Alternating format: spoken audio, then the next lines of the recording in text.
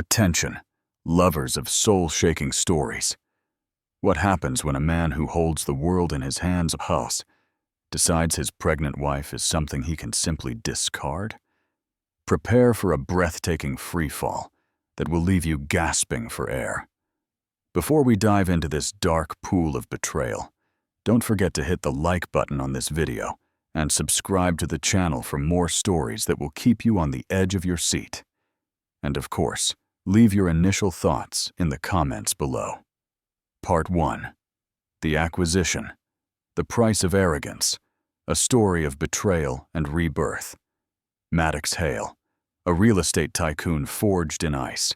He shattered his perfect life and the heart of his wife, Anya Thorne, for a younger, dazzling mistress. He thought he had won.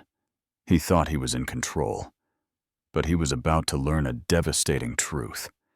The only thing more dangerous than a woman scorned is a woman who finds her strength. When Anya not only survives, but begins building a new life with his greatest rival, Maddox's icy facade cracks, unleashing an obsession that will destroy everything he has left. This is a story of the ultimate betrayal, one woman's incredible fight for redemption, and the explosive consequences of a powerful man realizing he lost everything. The silence in his luxury penthouse on Manhattan's Billionaires' Row was a living entity. It breathed the sterile air, circulated by a system Anya once admired, but now found suffocating. She clung to the vast glass panels overlooking Central Park, a sprawling green carpet that felt 1,000,000 miles away. For 3 weeks, this silence had been her main companion, a more constant presence than her husband, Maddox Hale. At 30, Maddox was an industry titan, a man who didn't just enter rooms, he conquered them. His face, a collection of sharp, handsome angles, was a mask of cold calculation that had graced the covers of Forbes and the Wall Street Journal. He moved with the predatory grace of a man who was never told no. When his intense cobalt blue eyes first landed on Anya Thorne, a quiet art historian with a love for dusty books and impressionist light, she felt like the most seen woman in the world.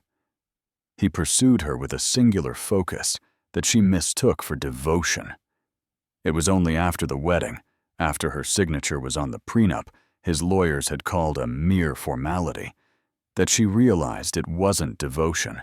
It was acquisition. Now, at 30, Anya was 3 months pregnant with their first child, a fact that had prompted a flicker of something unreadable in Maddox's eyes before the mask returned. She had hoped this would bridge the chasm that had been growing between them, a silent, widening gulf filled with late-night board meetings and a chill in their bed that had nothing to do with the thermostat. He entered the living room. His custom Italian shoes made no sound on the polished marble floor. He had already showered, changing his work armor for a cashmere sweater that likely cost more than her first car. He didn't look at her, heading instead to the floor-to-ceiling wine fridge. "We need to talk, Anya." His voice was quiet, measured. The voice he used when closing a hostile takeover. Anya's hand instinctively went to her flat stomach. A knot of ice formed in her chest. "I tried to talk to you last night, Maddox. You came in after I fell asleep." "I was busy." He selected a bottle of sparkling water, twisting the cap with a sharp hiss that made her flinch. He still hadn't turned to face her. "This isn't working." The 4 words floated in the air, brutally simple. Anya's heart hammered against her ribs, a frantic bird trapped in a cage. What isn't working? The schedule? I can have dinner ready later. I just thought He finally turned, his eyes fixed on hers. There was no anger, no sadness, just a deep, frightening vacuum. This marriage has reached its conclusion. The breath left her body in a painful gasp. "What are you talking about, Maddox? I'm pregnant." Her voice was a whisper, a desperate plea for him to remember, to care. "I am aware," he said, taking a sip of water. "Arrangements will be made. The child will be well taken care of. Obviously, you will be too. I'm not a monster." The detached cruelty of his words was more painful than any shouting match. He was divesting, cutting his losses. She is a failed investment. "A monster," she repeated, a hysterical laugh bubbling in her throat. "You're talking about our baby, about our marriage, as if it's a line item on a balance sheet." A flicker of annoyance crossed his features for the first time. "There's someone else, isn't there? She's called Valeria Frost, and yes, it's serious." The name struck Anya with the force of a physical blow. A 24-year-old Instagram model and socialite she'd seen plastered across gossip sites, often at the same charity galas Maddox attended alone. Anya had told herself it was nothing. Maddox had assured her it was nothing. The casual way he said her name now, the possessive finality of "it's serious," told Anya it had been everything. "So that's it." Anya stood, her legs shaking. "You bring this girl into our lives, and I'm supposed to just disappear with your child inside me." "I would prefer no drama," Maddox said, his voice dropping to a warning tone. "My lawyers will be in touch tomorrow. They have drafted a generous severance package. Consider it a bonus for your time with the firm." Severance package. He actually used those words. The insult was so profound, so dehumanizing, that something snapped inside her. Fear receded, replaced by a surge of white-hot rage. "The firm. That's what I was to you, Maddox? An employee of Hale Holdings. You were my wife. The position is no longer available." He set the water bottle on the marble counter with a dry clack. "I've arranged for you to stay at the St. Regis for a few weeks until you find a more permanent arrangement. Valeria moves in this weekend. It's best if you're gone by tomorrow evening." He was evicting her from their home, from her life. The power imbalance was astonishing, absolute. He held all the cards, the money, the lawyers, the house. He had systematically isolated her from her old life, her old friends, until he was the sun her world orbited. And now, he was extinguishing the light. "No," she said, the word sounding strange and powerful on her tongue. Maddox raised a perfectly sculpted eyebrow. "No, I will not discuss my life, or my child's life, with your lawyers. I will not be packed up and shipped off to a hotel like last season's luggage. You want a divorce, Maddox? You will have to go through me, not your legal department." He studied her, a flash of surprise in his cold eyes. He had expected tears, pleading, a swift and tidy collapse. He had not expected defiance. A slow, chilling smile touched his lips. It didn't reach his eyes. "Very well, Anya," he said softly, "but you need to understand something. When I want something, I get it. And when I want something gone, it disappears. Have your little moment of defiance, but don't forget who you are dealing with." He turned and strode out of the room, leaving Anya alone in the cavernous silence. The icy knot in her chest had spread, chilling her to the bone. He wasn't just leaving her, he was erasing her. And as her hand trembled over the slight curve of her stomach, she knew this wasn't just a divorce. It was a war for her survival, and the survival of the only pure thing she had left. Audience interaction point. Do you think Anya stands a chance against Maddox? Let us know your prediction in the comments below. Part 2. Building the Fortress. The next 24 hours were a blur of calculated cruelty. By morning, Anya's access to their joint accounts was frozen. A curt email from Maddox's personal assistant informed her that movers, for her convenience, would arrive at 2 p.m. to pack her personal belongings and transport them to a storage facility. The penthouse key would be deactivated at 6 p.m. sharp. He was dismantling her life with the efficiency of a corporate restructuring. Her best friend, Pilar Soto, a fiery, struggling theater actress who had never trusted Maddox, arrived within the hour, arms full of bodega coffee and righteous fury. "The son of a bitch," Pilar hissed, pacing the enormous walk-in closet as Anya listlessly pointed out clothes. "The literal son of a bitch. A severance package? Does he think he's God?" "He thinks he's Maddox Hale," Anya replied, her voice hollow. To him, it's the same thing. Packing was a surreal experience. This dress, bought for a gala where Maddox had ignored her all night. Those shoes, a thoughtful gift after he'd missed their anniversary. Each object was a ghost, a reminder of a love she now realized had been a meticulously crafted illusion. At 5 o'clock, Anya stood on Billionaire's Row with 2 suitcases, her purse, and a cashier's check Pilar had shoved into her hand.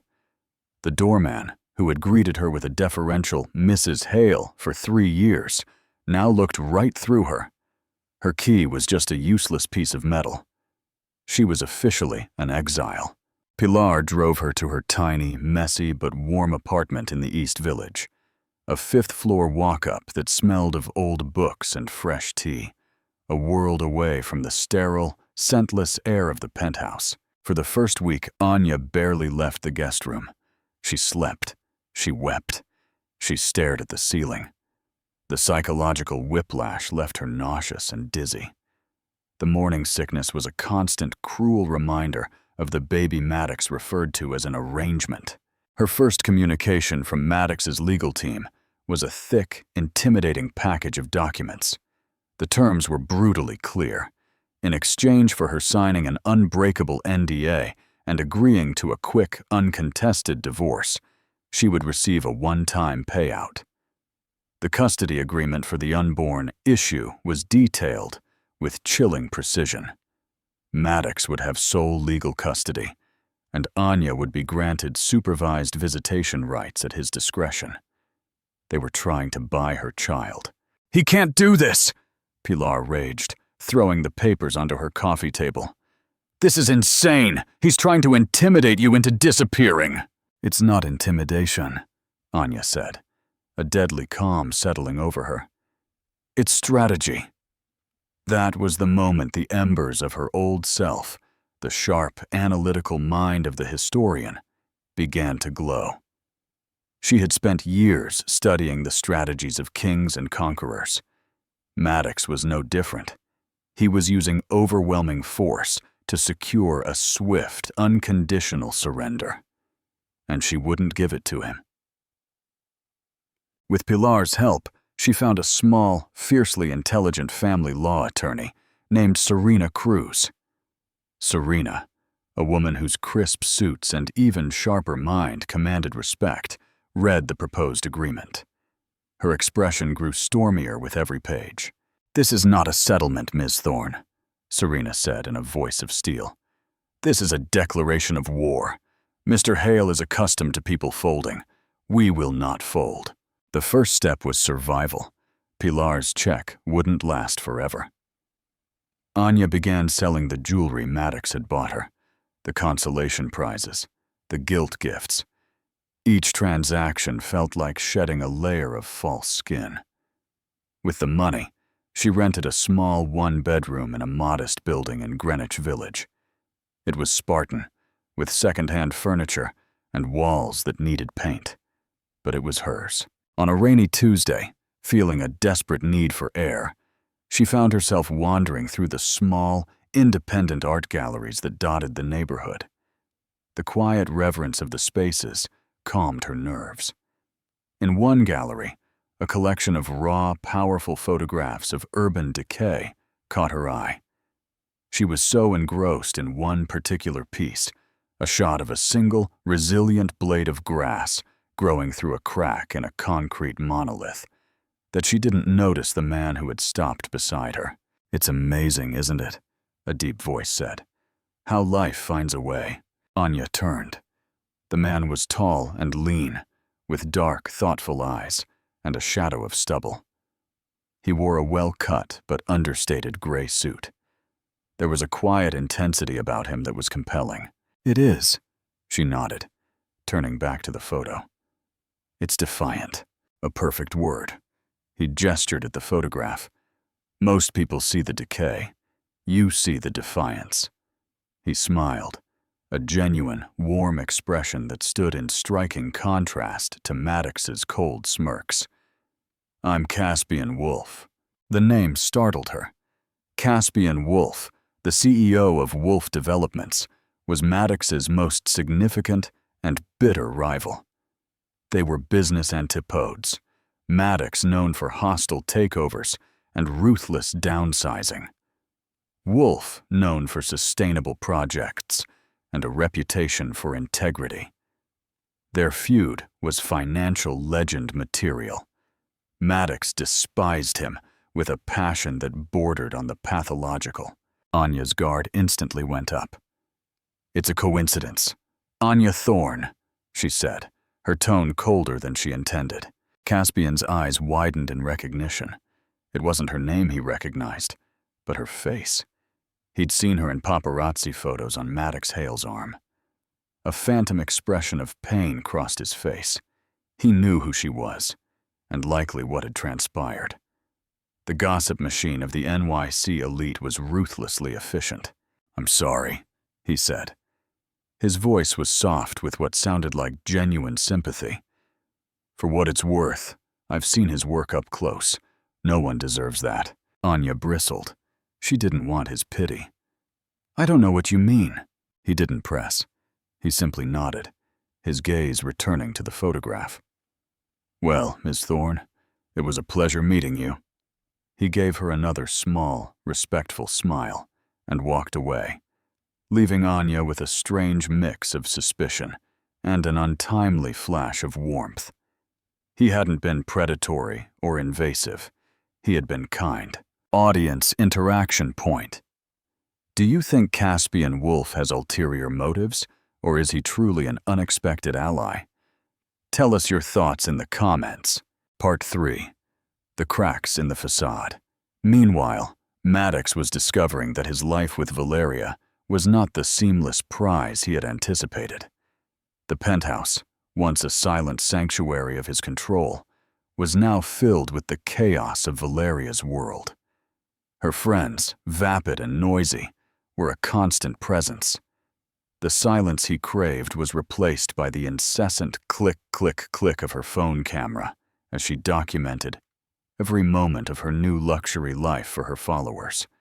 She was beautiful, exciting, and utterly captivated by him. But he found her adoration cloying, her conversation superficial. He had won, but the prize felt empty. He had expected Anya to crumble, to take the money and disappear, a footnote in his biography.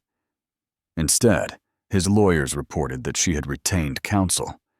She was fighting back. He would see paparazzi photos of her looking pale and thin, but undeniably resolved, walking into a law office. One evening, a social blog photo flashed on his feed. It was from the gallery opening. A candid shot showed Anya, her hand resting on her pregnant stomach, talking to Caspian Wolf. They weren't touching. They weren't even particularly close, but they were sharing a space, a moment. A sick, unfamiliar emotion twisted in Maddox's gut. It was hot, acidic, and tasted like poison. It was jealousy. It was possession. How dare she? How dare he? She was still Mrs. Maddox Hale. She carried his child. The sight of her in the same frame as his most hated rival was a personal, intolerable affront. He grabbed his phone and dialed his head of security. "I want to know everything about her new life," he ordered, his voice a low growl. "Where she goes, who she sees, everything. And I want leverage on Wolf. Find it. I don't care what it costs." He had tried to erase her with indifference. Now he would obliterate her with his power. The game had changed. This was no longer about a quiet divorce. It was about total, utter destruction. Life in the village was a study in contrasts for Anya. The loss of immense wealth was less boring than the return of autonomy. She learned the rhythms of the subway, the names of the shopkeepers at the local market, the simple joy of buying a coffee without it being charged to a faceless corporate account. It was a smaller life, but it was deep and wholly her own. The legal battle was a slow, exhausting war of attrition. Maddox's lawyers sent endless motions. They demanded exhaustive financial disclosures of her pre-marriage life and attempted to paint her as an unstable gold digger. Serena Cruz was a bulldog, countering every move with meticulous, unbreakable professionalism. "He's trying to emotionally bankrupt you," Serena told her during one grueling strategy session. "Don't let him. The fight is the victory." Anya's second meeting with Caspian Wolf was as unexpected as the first. She was in a small, independent bookstore, running her hand along the spines of art history texts, when he spoke her name. "Anya." She turned, startled. He was holding a biography of the architect, Frank Lloyd Wright. Today, he looked less formal, in dark jeans and a simple, well-fitted shirt. "Mr. Wolf, Caspian, please," he insisted, a soft smile in his eyes. He gestured with the book. "Fan of Wright?" "I am," she admitted. "I wrote my master's thesis on his use of light in the Guggenheim Foundation." A look of genuine delight spread across his face. "The Guggenheim? It's a masterpiece. It's practically a religious experience." For the next 20 minutes, they forgot who they were, the abandoned wife, the corporate rival, and became two people passionate about architectural theory. He spoke with a captivating intelligence and passion. He wasn't just a developer who built glass towers.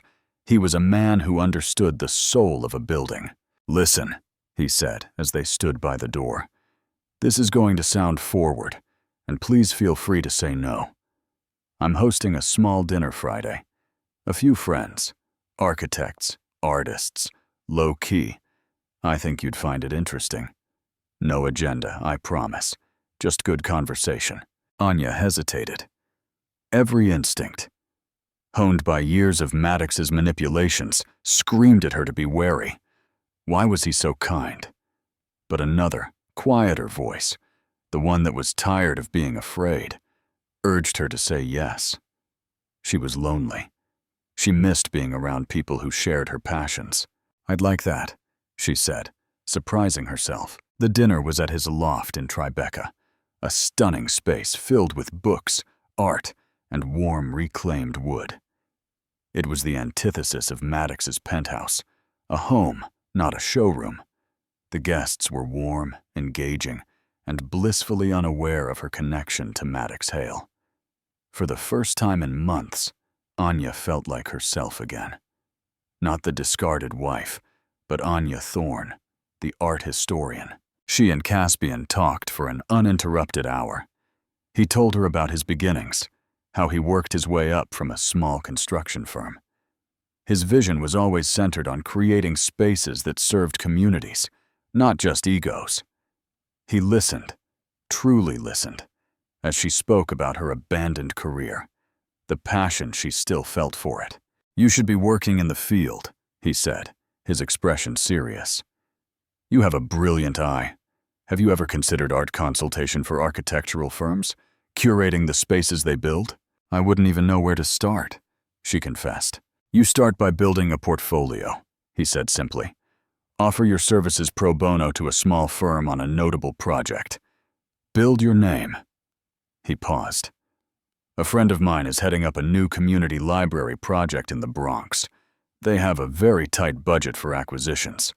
They could use someone with your expertise to help them source affordable, meaningful pieces from local artists." It wasn't a handout. It was a door, slightly ajar. It was a sign of respect for her talent, something she hadn't felt in years. Tears stung her eyes. "Thank you, Caspian. That means a great deal." Their relationship grew slowly, organically. From that night on, they met for coffee to discuss the library project. He sent her articles about new exhibitions. She found herself looking forward to his messages, his quiet, steady presence. He never spoke ill of Maddox. He never pried into the details of her divorce. His focus was always on her future. The library project became her lifeline. She threw herself into it, scouting student exhibitions and small galleries, meeting with young, hungry artists. She was good at it. She was negotiating deals, curating a collection, bringing life to a space. She was building something. Just as Maddox was trying to tear her down, the slow change in her was palpable. The fear that had been her constant companion began to recede, replaced by a nascent confidence. Her body was changing, the soft swelling of her pregnancy, now a visible, reassuring curve. She was creating life in more ways than one. Maddox, accustomed to hourly updates from his security team, watched this evolution with a rising sense of fury. He saw photos of Anya, her face animated and happy, leaving the library site in the Bronx. He saw her sharing a laugh with Caspian Wolf over coffee. The narrative he had constructed in his mind, the pathetic, broken wife, was being rewritten before his eyes. And he was not the author. His obsession, once cold, calculated strategy, was turning into a hot, consuming fire. He saw Caspian not just as a business rival, but as a thief, stealing what was rightfully his. Not Anya the woman, but the idea of her, the mother of his heir, a Hale possession. Seeing her thrive without him, and worse, with Wolf's help, was an intolerable narcissistic injury. The legal tactics escalated. His lawyers filed a motion for an emergency hearing, alleging that Anya's unstable living situation and questionable associations posed a risk to the unborn issue. It was a thinly veiled attack on her friendship with Caspian. Meanwhile, Maddox's life with Valeria was rapidly deteriorating. Her constant need for public validation grated on him. He would come home looking for sanctuary and find her mid-live stream, pouting for her followers. One night, she confronted him. Her voice was shrill. "People are talking, Maddox. They're posting pictures of her with him. It's humiliating.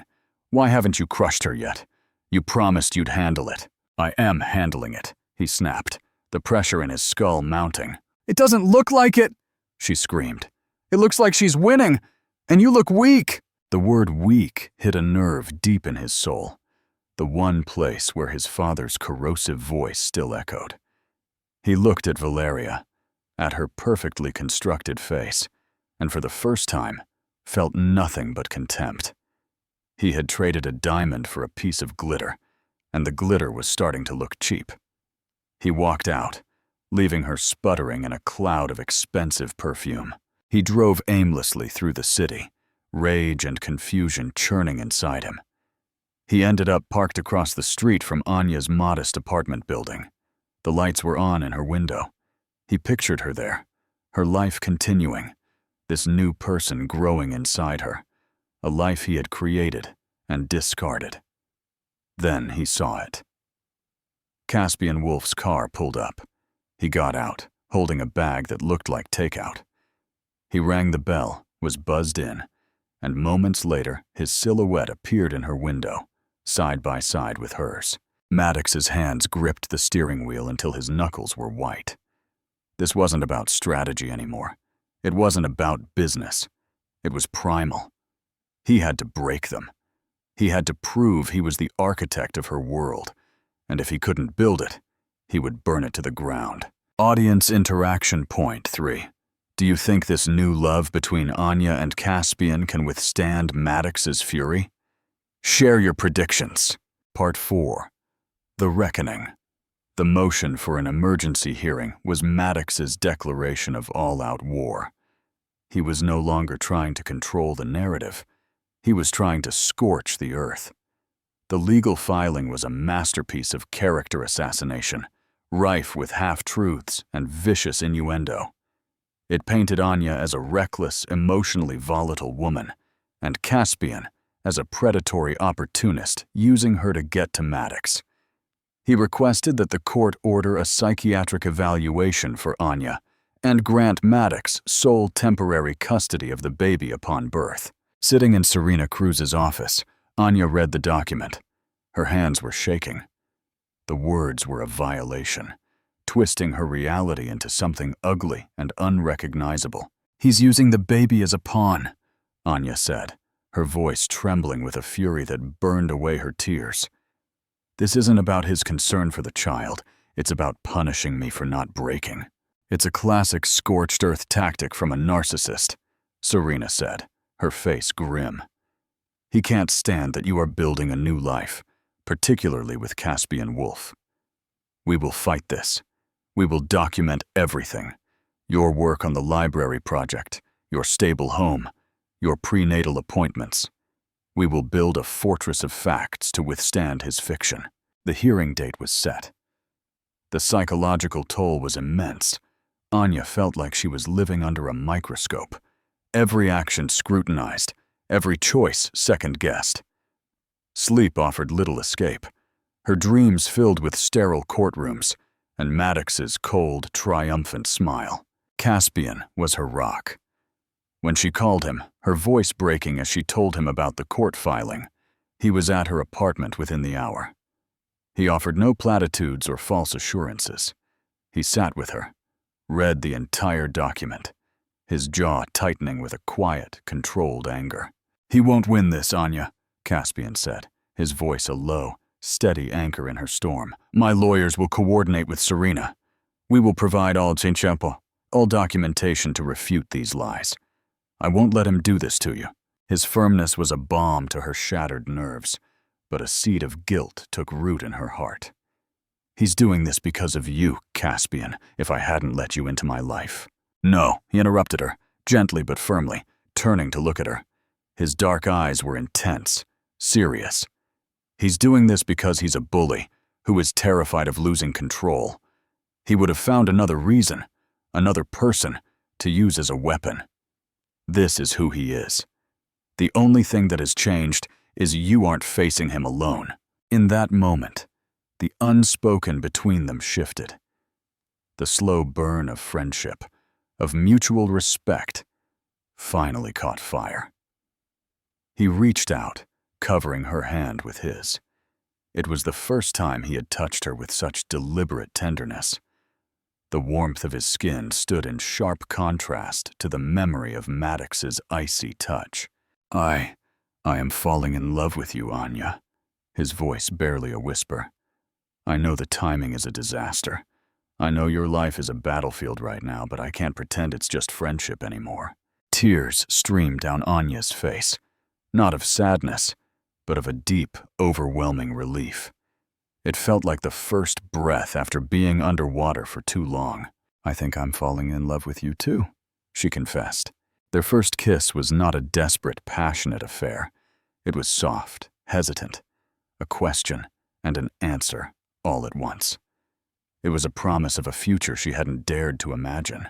Call to action, mid-story break. If Anya's courage is inspiring you, give this video a thumbs up. Your support fuels our channel. Now back to the final act, Part 5, the full collapse. Maddox, however, was spiraling. His obsession was consuming his life. He was distracted at work. His Midas touch was faltering. He made a reckless, ill-advised bid at a major auction for a new telecom firm, a move driven by ego more than strategy, and lost millions. His board members were beginning to whisper. The infallible Maddox Hale looked volatile. His home life was a desert. Valeria, seeing her dream life and Maddox's attention slipping away, grew more desperate.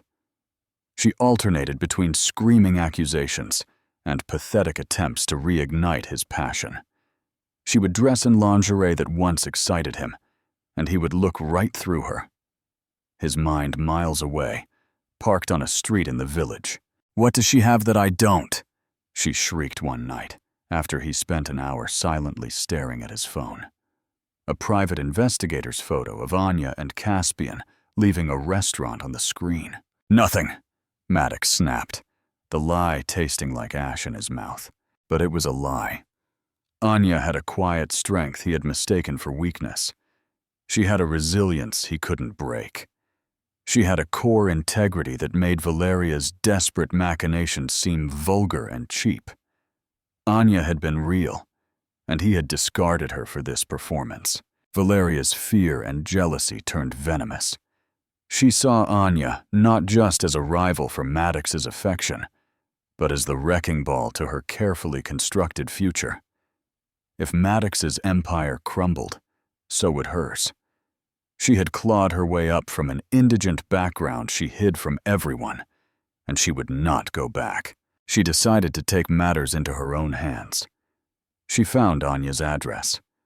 One afternoon, she appeared at the village apartment door, dressed in a stunningly expensive outfit, her face a mask of false concern. Anya opened the door, her heart sinking. "Valeria, what do you want?" "I'm worried about you, Anya," Valeria began, her voice dripping artificial sympathy. "And I'm worried about Maddox. This war between you two is destroying him." "This war was declared by him," Anya said coolly, not inviting her in. "But you keep fighting," Valeria pressed, her eyes glittering. "You and Caspian Wolf, do you have any idea what you're doing? You're making Maddox look weak, and that is the one thing he cannot tolerate. He will ruin you. He will ruin Wolf. He will burn everything to the ground before he loses." "Is that a threat?" Valeria's facade cracked. A sneer twisted her perfect lips. "It's a fact. You think you're so righteous, don't you? The poor abandoned wife. But you're not as innocent as you look. I know you were feeding him doubts about me long before I showed up. I know you were playing the victim to make him feel guilty." Anya stared at her, utterly baffled. "What are you talking about? I never did that." "Oh, please," Valeria scoffed. "Don't play dumb. Do you think you can win him back? He doesn't want you. He's only doing this because his ego is hurt. Leave him alone. Disappear. Take the money and go. It's what's best for everyone, especially your baby." The confrontation was bewildering, Valeria's accusations nonsensical, but it was also revealing. Valeria was not a confident victor. She was terrified. She was standing on a trap door, and she knew it. The exchange, however, had been observed. A man in a parked car across the street had filmed the entire thing on his phone. He was a private investigator, but he wasn't working for Maddox. He was working for Caspian. After the court filing, Caspian had, with great reluctance, hired a discreet firm to follow Valeria, suspecting she was more than just a passive player in Maddox's cruelty. He needed to protect Anya from every angle. That night, Caspian watched the video. He saw Valeria's desperation. He heard her strange, unsubstantiated accusations. Something didn't fit. Acting on a hunch, he had the investigator do a deep dive, not just into Valeria Frost, the model, but into who she was before. What he found was the hidden motive, the secret that drove her entire existence, and it was the key that would unlock the prison Maddox had built for himself and send his carefully constructed world tumbling down. Part 6. The Fall. The final day of the custody hearing dawned gray and oppressive, the sky over Manhattan the color of bruised slate. The courtroom was a cold, wood-paneled box designed to intimidate and diminish. Anya sat beside Serena Cruz, her back straight, her hands tightly clasped over her 6-month pregnant belly. Caspian sat 2 rows behind her, a silent, solid presence. Maddox sat at the opposite table, flanked by a team of 3 lawyers. Impeccably dressed in a severe dark suit, his face a mask of unreadable stone, he refused to look at Anya, his gaze fixed on the judge's empty bench. He radiated an aura of immense, unbroken power. The hearing began, and Maddox's lead attorney, a slick, silver-haired man named Leandro Tumbas, went on the attack. He painted a picture of Anya's life as one of instability, citing her move to a less secure neighborhood, and her unwise association with a man known to hold a vendetta against Mr. Hale. He was weaving a fiction of recklessness, And with every word, Anya felt her reality slipping away. Then Serena Cruz rose to speak. "Your Honor," her voice began, calm and clear. "We are not here today because of my client's instability. We are here because of Mr. Hale's obsession." Serena systematically dismantled his case. She presented Anya's lease agreement, her prenatal records, glowing letters of recommendation from the library board. She submitted a detailed report from a child psychologist who had evaluated Anya and found her remarkably resilient and eminently prepared for motherhood. Then she played her ace. "Your Honor, the petitioner claims my client's association with Mr. Caspian Wolf is a source of instability. I would argue that it is Mr. Hale's reaction to this friendship that is the true cause for concern." She turned to Maddox's table.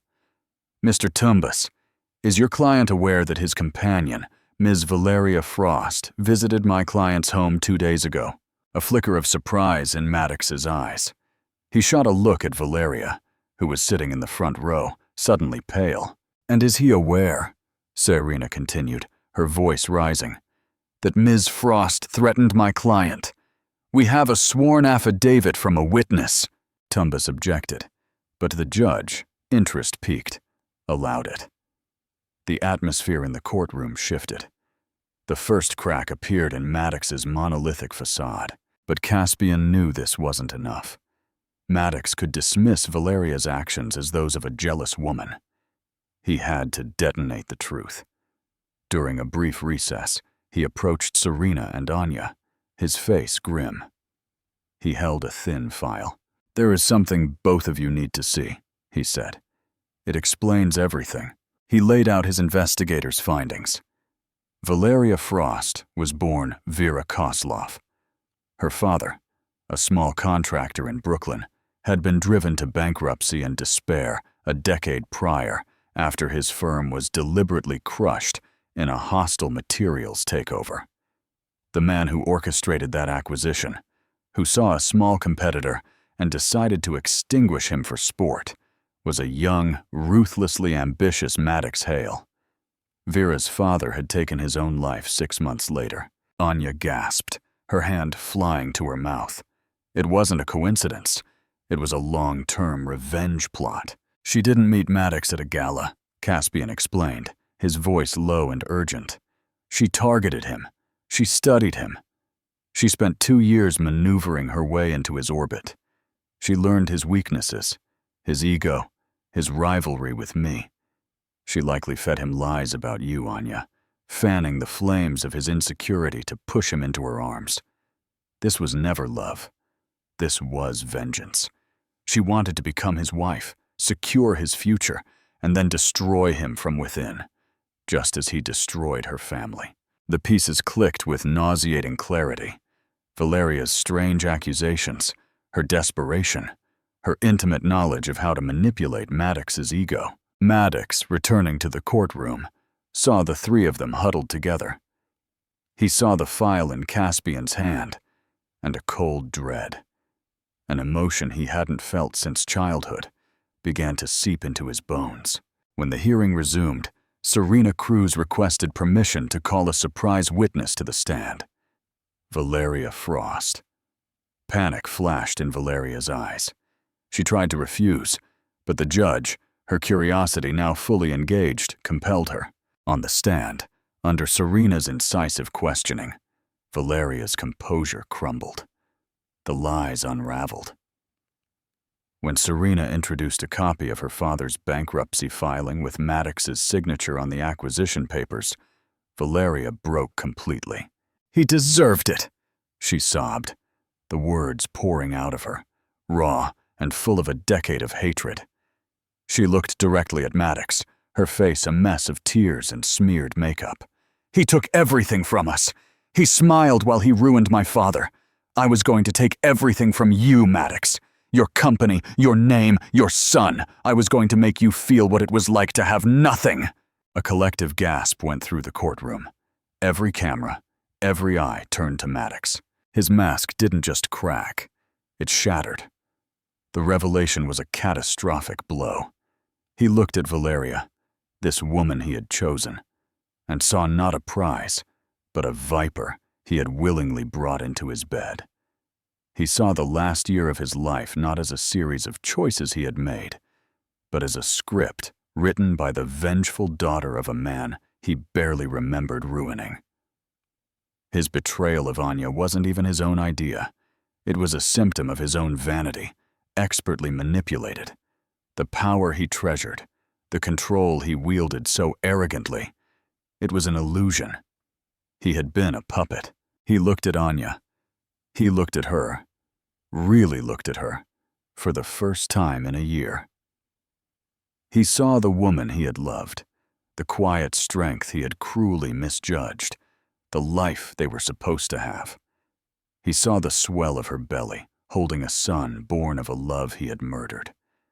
And he saw her sitting next to Caspian Wolf, a man who had shown her the respect and kindness of which he had been incapable. The judge's voice was a distant drone. The lawyer's words were meaningless noise. The entire foundation of Maddox's identity, master of the universe, the man in control, had been pulverized. He had lost everything, not his money, not his company. But the one thing he now realized was priceless: genuine human connection. He hadn't just been left. He had been exposed as a fool. Maddox rose abruptly, his chair scraping loudly against the floor. He didn't utter a word, simply turned and walked out of the courtroom. His shoulders, for the first time in his life, slumped in defeat. He pushed through the crowd of reporters, his face ghostly white. He had walked into the courtroom as a king demanding his property. He walked out a hollow man, haunted by the ruins of a life he had so stupidly destroyed. The moment of truth had come, not from a rival or a market crash, but from the ghosts of his own cruelty. Part 7. Rebirth and the True Measure of Wealth. The aftermath of the hearing was a silent implosion. The case was dismissed, Maddox's petitions withdrawn with a brief, one-line email from a junior lawyer at his firm. The story, however, exploded. The tale of the cold millionaire, his vengeful mistress, and the resilient wife became the talk of New York. But for once, the narrative focused not on Maddox's power or Valeria's deception, but on Anya's quiet dignity. Maddox disappeared from the public eye. He retreated to his silent penthouse, but the silence was different now. No longer a symbol of his control, but a reflection of his emptiness. Valeria was gone. Her name and face vanished as quickly as they had appeared, leaving only the wreckage of her long, simmering revenge. Maddox was alone with the debris of his life. He didn't fight the divorce. The papers were signed uncontested. Everything Anya and Serena asked for was given. Full legal and physical custody of the baby to Anya, a generous, unconditional child support trust, and the formal transfer of a significant portion of his liquid assets to her. It wasn't negotiation. It was penance. 3 months later, Anya gave birth to a healthy baby boy. She named him Phoenix, but nicknamed him Nix.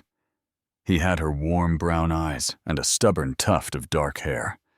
Holding him in her arms in the quiet hospital room, Anya felt a sense of peace, so profound it felt sacred.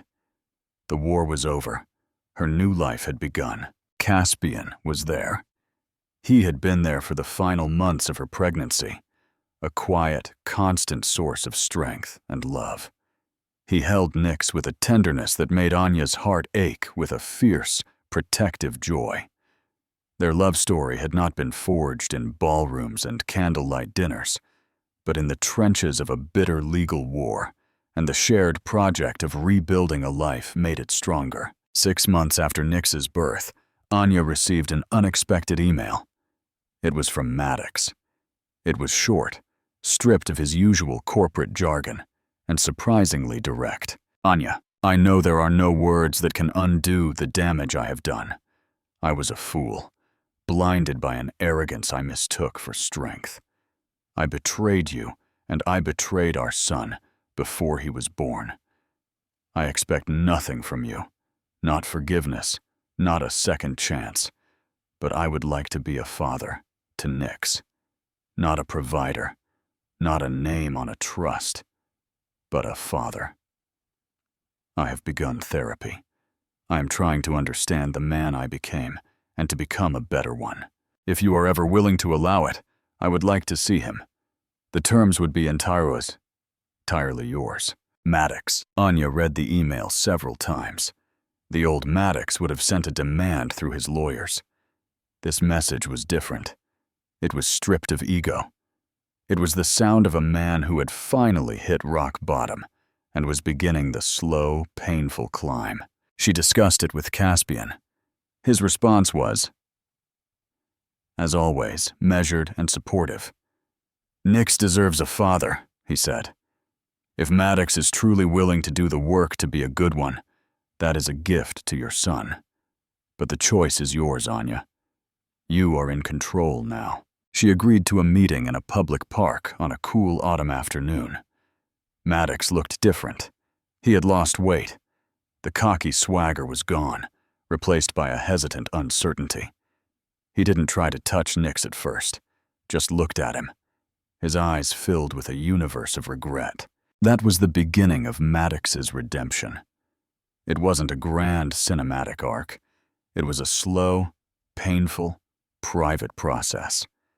It was awkward, supervised visits at the park. It was him learning to hold his son, to change a diaper, to exist in a room without trying to dominate it. He sold the penthouse, moving into a smaller, more human-scale apartment. He stepped down as CEO of Hale Holdings, taking a less public board role. He was dismantling the monument he had built to his own ego, stone by stone. He never won Anya back.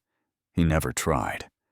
He saw the easy, genuine love between her and Caspian. He saw the stable, happy home they were building for Nix. He understood, with a clarity that was both painful and liberating, that he had forfeited his right to that life. His redemption wasn't about reclaiming what he had lost, but about honoring it from a distance. It was about becoming a man worthy of being Nix's father. 2 years later, Anya, Caspian, and a giggling, babbling Nix were feeding ducks at the Central Park pond. It was a perfect Sunday. Now a highly sought-after art consultant with her own successful small firm, Anya felt a sense of contentment so deep it was like sunlight warming her from the inside. Across the pond, partially obscured by a weeping willow, Maddox watched them. He wasn't spying. He was simply observing. He saw his son, happy and loved.